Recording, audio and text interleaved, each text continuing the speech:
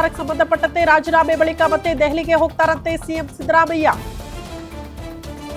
Mostly ವರಿಷ್ಠರ ಮುಂದೆ ಇಟ್ಟಿರುವಂತಹ ಡಿಮ್ಯಾಂಡ್ಗಳಿರಬಹುದು, ಜೊತೆಗೆ ಅವರೊಂದು ಆಫರ್ ಕೊಟ್ಟಿದ್ದಾರಲ್ಲ ಆ ವಿಚಾರಕ್ಕೆ ಸಂಬಂಧಪಟ್ಟಂತೆ ಚರ್ಚೆ ಆಗಬಹುದು. ಅದ್ರ ಜೊತೆಗೆ ಹೈಕಮಾಂಡ್ ನಾಯಕರಿಗೆ ಕೃತಜ್ಞತೆ ಸಲ್ಲಿಸಿ ಬರೋದಕ್ಕೆ ಹೋಗ್ತಾರೆ.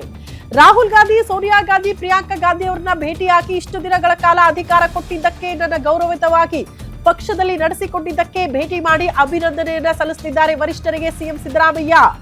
ಮಾಜಿಯಾಗಿ ಹೋಗ್ತಾರೆ ಈ ಬಾರಿ ದೆಹಲಿಗೆ ಅಂತ, ಹಾಲಿ ಅಲ್ಲ ಮಾಜಿ ಮುಖ್ಯಮಂತ್ರಿಯಾಗಿ ಹೋಗಬಹುದು ಅಂತ. ಭೇಟಿ ವೇಳೆ ಸಂಪುಟ ಸೇರಿದಂತೆ ತಮ್ಮ ಆಪ್ತರ ಪರ ಬ್ಯಾಟಿಂಗ್ ಮಾಡುವ ಸಾಧ್ಯತೆ ಇದೆ. ಇವ್ರನ್ನ ನಂಬ್ಕೊಂಡವ್ರಿಗೆ ಉನ್ನತ ಸ್ಥಾನಮಾನ ಕೊಡಿಸ್ಬೇಕಲ್ಲ, ಆ ವಿಚಾರಕ್ಕೆ ಸಂಬಂಧಪಟ್ಟಂತೆ ಚರ್ಚೆ ಮಾಡೋ ಸಾಧ್ಯತೆ ಇದೆ. ರಾಜೀನಾಮೆ ಬಳಿಕ ಮತ್ತೆ ದೆಹಲಿಗೆ ಹೋಗ್ತಾರಂತೆ ಸಿದ್ದರಾಮಯ್ಯನವರು.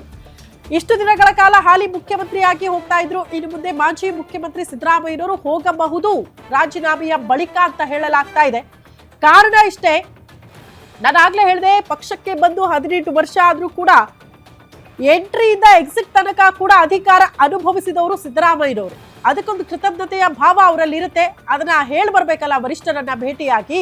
ಸೊ ಆ ಕೆಲಸ ಆಗುತ್ತೆ ಅಂತ. ಅದ್ರ ಜೊತೆಗೆ ಇವರು ಹಿಂದೆ ಮುಂದೆ ಆಪ್ತರಿದ್ರಲ್ಲ, ಅವರಿಗೆಲ್ಲ ಕೂಡ ಉನ್ನತ ಸ್ಥಾನಮಾನ ಕೊಡಿಸ್ಲೇಬೇಕು. ಹಾಗಾಗಿ ಆ ವಿಚಾರಕ್ಕೆ ಸಂಬಂಧಪಟ್ಟಂತೆ ಕೂಡ ಮೋಸ್ಟ್ಲಿ ಭೇಟಿಯಾಗಿ ಚರ್ಚೆ ಮಾಡೋ ಸಾಧ್ಯತೆ ಇದೆ ಅನ್ನೋದ್ರ ಬಗ್ಗೆ ಡೀಟೇಲ್ ಸಿಗ್ತಾ ಇದೆ.